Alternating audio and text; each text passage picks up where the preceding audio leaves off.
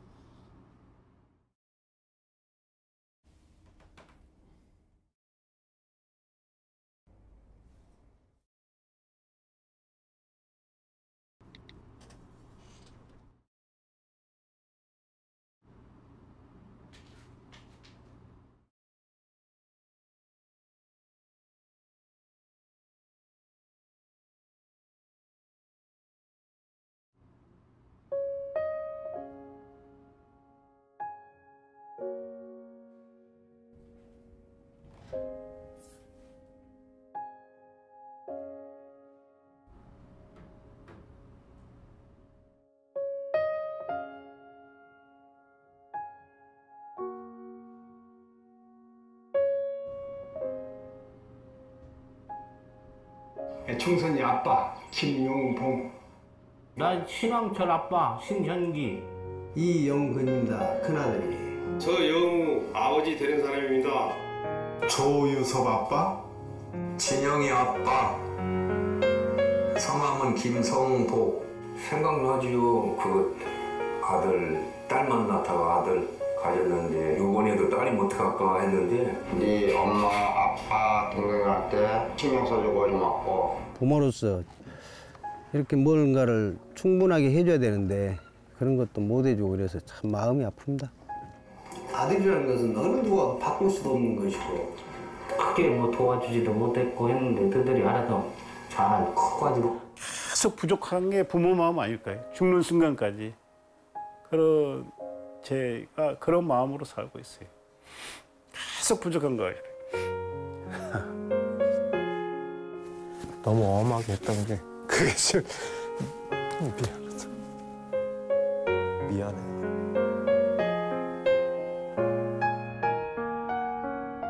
항상 내가 부족하고 항상 미안해요, 걔한테는. 미안하다 참. 모든 것이 부족하고 못 가르치고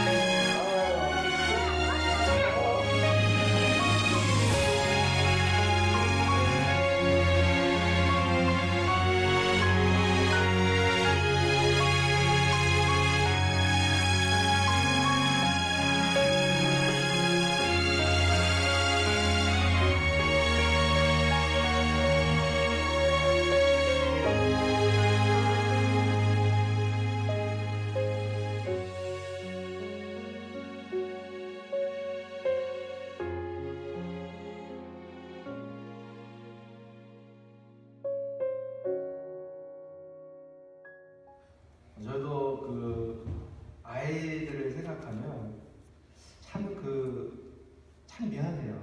목회자 자녀로서 늘 이렇게 아이들이 이렇게 끌려다니고 잘해주지 못한 거. 그래서 아이들을 생각하면 늘 미안해했던 그런 마음으로 살아왔는데 이 이제 영상을 딱 보면서 저도 처음에 그 질문들이 딱 뭐였냐면은 아이가 좋아하는 음식이 뭡니까? 당신 차에 아이의 사진이, 당신 지갑에 아이의 사진이 몇 장이나 있습니까? 아이가 자는 모습을 지켜본 적이 있습니까? 이제 이런 질문들이거든요. 그러고 나서 단어만 바꿔갖고 똑같은 질문을 한 거예요. 아버지의 좋아하는 음식이 뭡니까? 아버지가 자는 모습을 지켜본 적이 있습니까? 아버지를 마지막으로 안아본 적이 언제입니까? 뭐 이렇게 질문을 딱 바꿨는데 멍해지더라고요. 저도 이제 연말이 가까이 오니까 아버님이 이제 2년 전에 12월 31일 날 소천하셨잖아요. 그죠? 그래서 저희들 송구영신 예배 때 저희들이 가지 못하고 그 다음날 장례하기 위해서 올라왔던 기억이 나는데 한 요맘때가 되니까 잊고 있었던 그 아버지에 대한 존재가 다시 이렇게 생각이 나면서 저도 이제 자녀들에게는 그런 미안한 마음 항상 이런 것들이 들었는데 부모님으로 이 단어를 딱 바꾸니까 제 사진, 제 그 지갑 속에 부모님 사진이 없더라고요. 아이들 어릴 때부터 지금까지 사진은 다 이렇게 꽂아져서 이렇게 보고 있고 아내 사진이 있는데 제 사무실에도 아이들 사진이 벽에 이렇게 가족 사진이 쭉 있는데 부모님 사진이 없더라고요.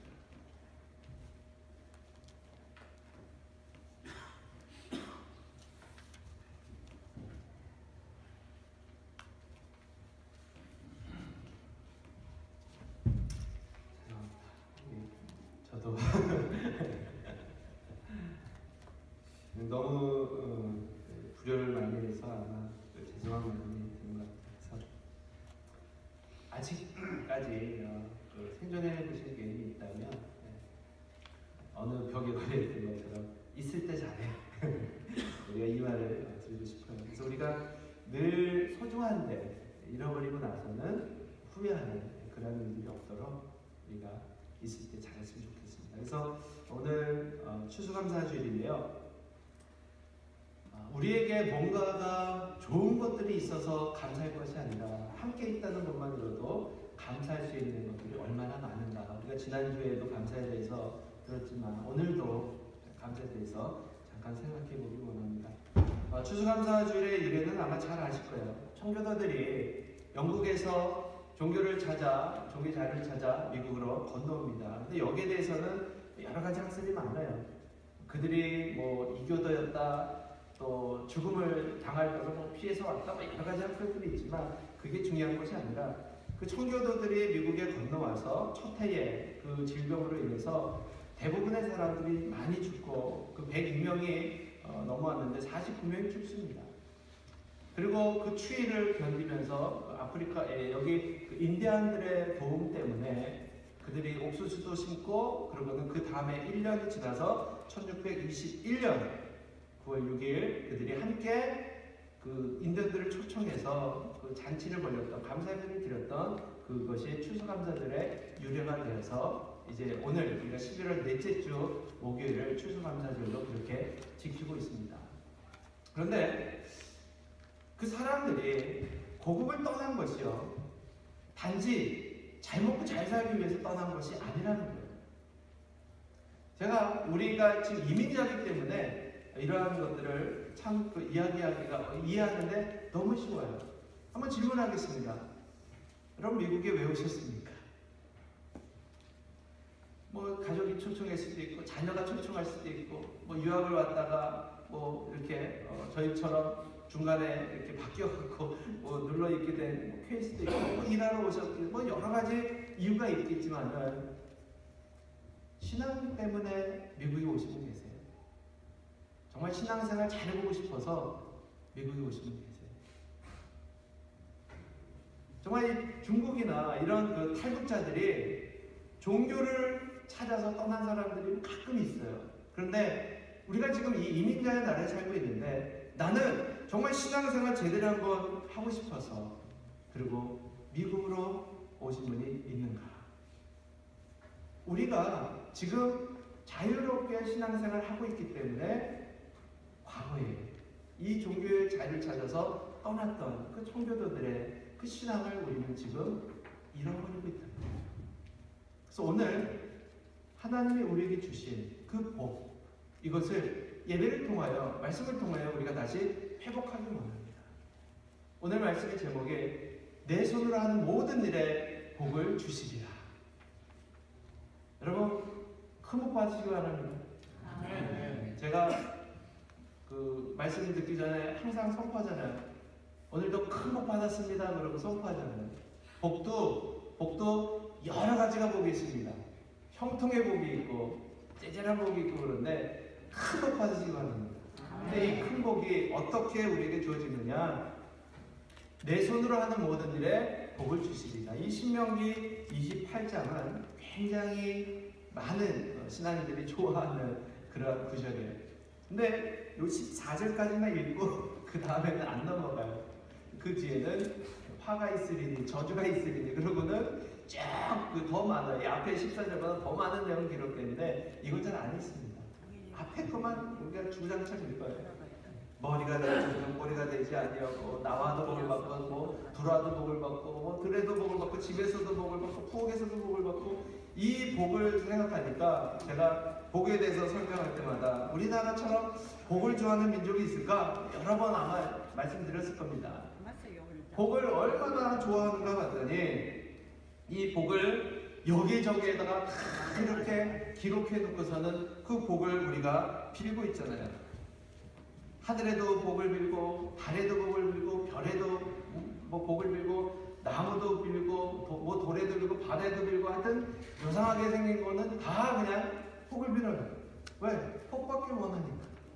그리고 이 복이 우리에게 이루어지기를 원해서 여기저기에다 막 세워놓습니다.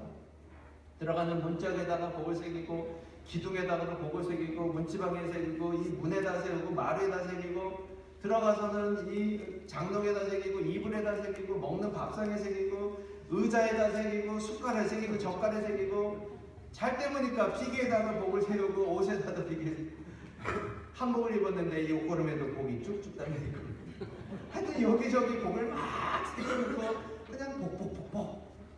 근데 이런 우리 복을 좋아하는 민족에게 아주 복을 주는 서양 종교가 들어왔어요.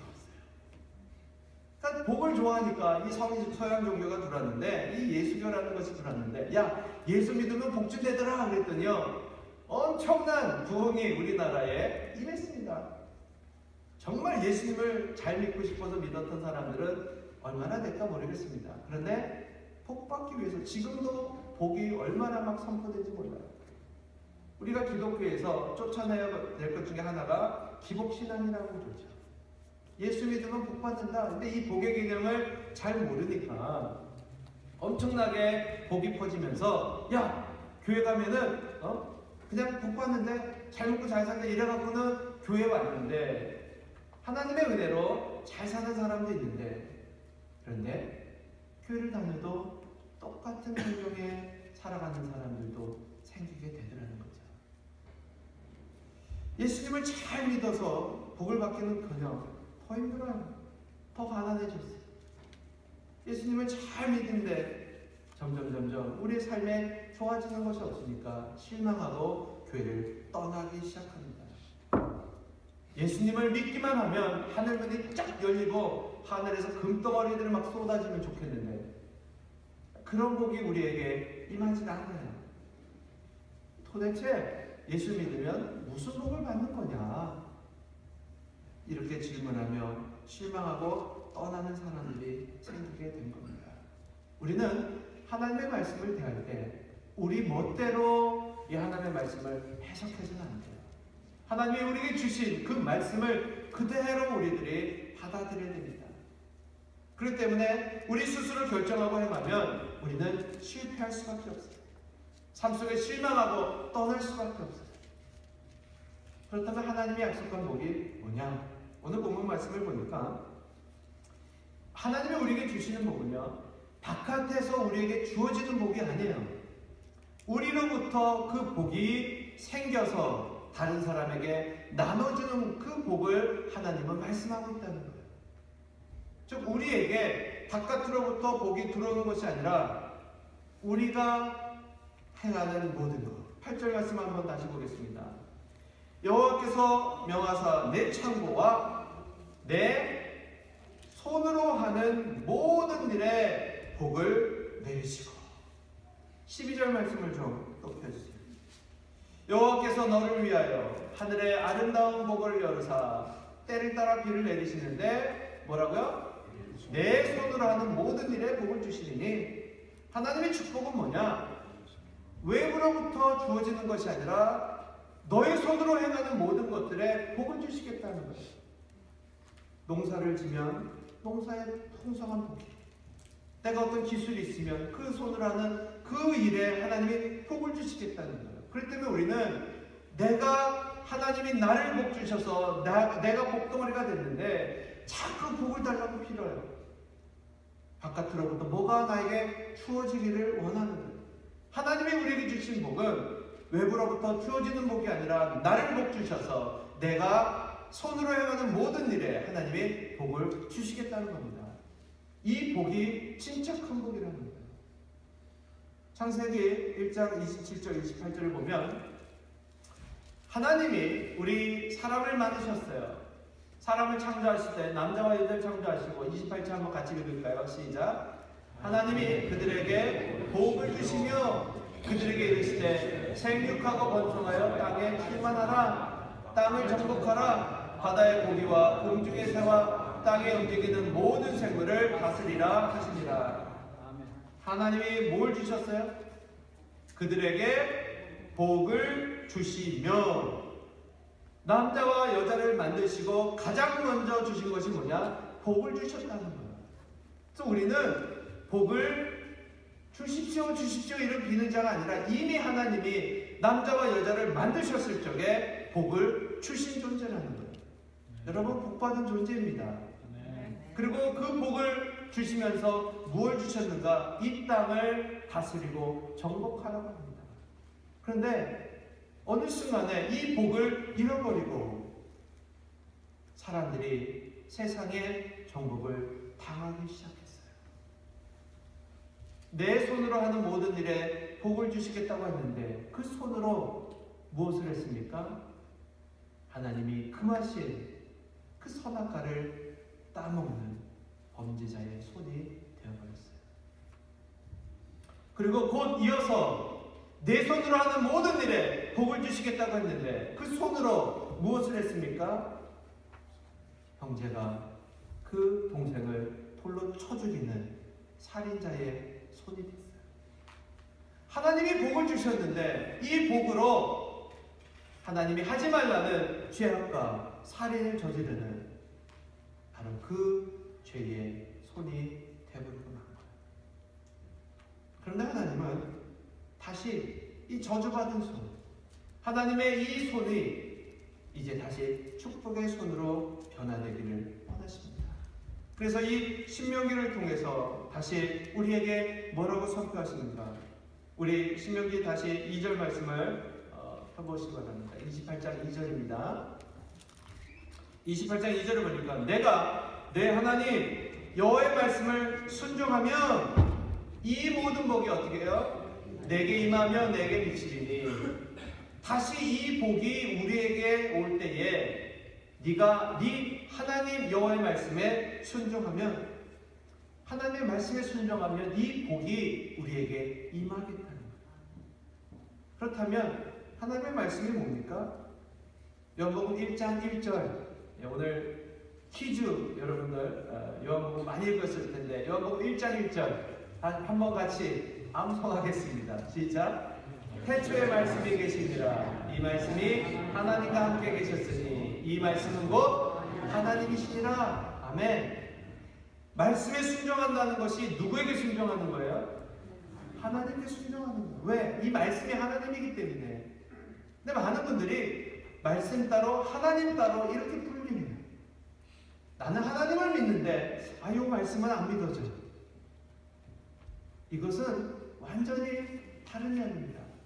말씀은 하나님이시기 때문에 말씀에 순종한다는 의미는 바로 하나님께 순종한다는 의미예요.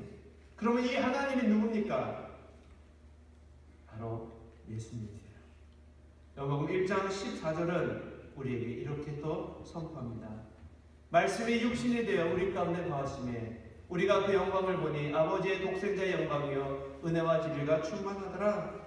그 말씀이 육신이 돼서 우리에게 오셨는데 그분이 바로 예수 그리스도라는 거예요. 즉 말씀에 순종한다는 것은 예수님께 순종하는 것을, 예수님 안에 거하는 것을 의미하는 겁니다.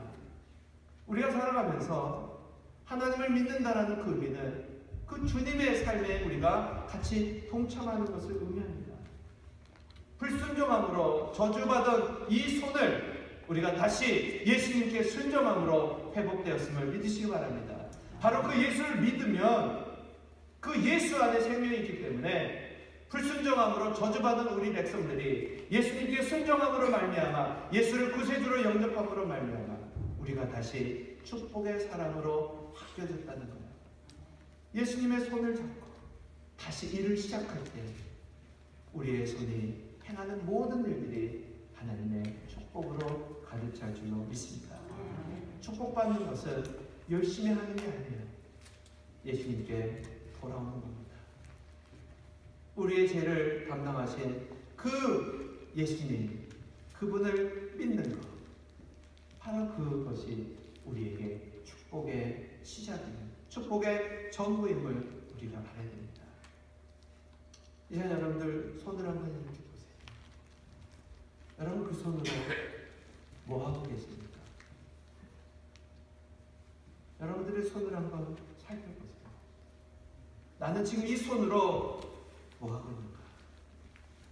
피 흘리며 못자국 그 예수님의 손을 붙들고 살려고 하는지, 아니면 손등에 메느리를 곱게 바르고 아무것도 안 하고 바람에만 이렇게 사람들한테 손만 이렇게 보여주는 일을 하는지, 아니면 이 손으로 사랑하는 가족들에게 손주검을 하고 있지 않는지, 아니면 이 손으로 세상 향락에 빠져서 술잔을 들고 쾌락에 빠져있지 않는지, 아니면 이 손으로 하프나 그 어떤 카드에 도박에 물들어서 그렇게 빠져 살아가고 있지는 않은지, 아이들의 손이 게임기에 전자오락기에 빠져있습니다.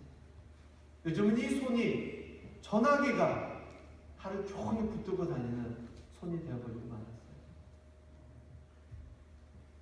여러분 이 손이 어떤 손입니까? 내 손으로 행하는 모든 일에 복을 주시겠다는 하나님의 축복의 손입니다. 이 시간 우리의 손을 정결케 하길 원합니다. 야고보서 4장 8절은 우리에게 이렇게 선포합니다. 죄인들아 손을 깨끗이 하라. 두 마음을 품은 자들아 마음을 성결케 하라. 우리의 손을 깨끗이 하라고 성경은 선포합니다. 여러분 우리의 손을 이 시간에 깨끗이 하길 원합니다. 이것은 비누로 손을 닦는다고 깨끗해지는 것이 아니라 그리스도의 보혈의 피로 우리 손을 깨끗하게 씻어야 됩니다. 예수님의 보혈의 피로 우리가 행하는 모든 일에 복을 주시는 그 하나님의 축복을 우리가 받아 누리기를 주의 이름으로 축원합니다. 요즘 아주 인터넷에 뜨거운 그 이야기를 제가 읽어드리고 마치러 갑니다. 이 세상에서 성공한 사람 중에 한 사람, 애플의 창시자 누굴까요? 스티븐 잡스. 한번 그의 활동 때 사진을 한번 보시기 바랍니다. 멋지지 않습니까? 옆에 저 애플 딱 이렇게 사과를 한 입 먹은 거, 저거는 성서적으로 굉장히 좀 이렇게 선악과 비슷한 어떤 이런 거를 표현하는 뭐 그렇게 주장하는 사람이 있는데 굉장히 똑똑한 사람이에요. 아주 폼에서 엄청난 그 카리스마가 느껴지는데 마지막에 나이가 그렇게 많지도 않죠. 근데 저 사람이 어떠한 모습으로 이 세상을 떠났는가. 2011년에 이 세상을 떠났는데 저게 마지막 모습입니다. 몸이 그냥 아주 배짱 말라서 하얗게서 이 삶을 마무리하고 나서 젊은 나이에 엊그저께 또 한국에 큰 별이 하나 졌다고 많은 사람들이 추도했는데 김영삼 대통령이 88세인가요? 뭐예요? 그렇게 이 세상을 떠납니다. 떠나는데 중요한 것은 그 스티븐 잡스가 떠날 때 생애 마지막에 남긴 글들이 지금 인터넷에서 많은 분들이 보내주셔서 근데 저도 읽으면서 오늘날 열심히 사는 사람들한테 이 말씀이 도전이 되고 무엇이 복인가를 우리가 한번 좀 생각해 보기 원합니다. 나는 비즈니스 세상에서 성공의 끝을 보았다. 타인의 눈에 내 인생은 성공의 상징이다. 하지만 일터를 떠나면 내 삶에 즐거움은 많지 않다. 결국 부는 내 삶의 일부가 되어버린 하나의 익숙한 사실일 뿐이었다. 지금 병들어 누워 과거 삶을 회상하는 이 순간 나는 깨닫는다.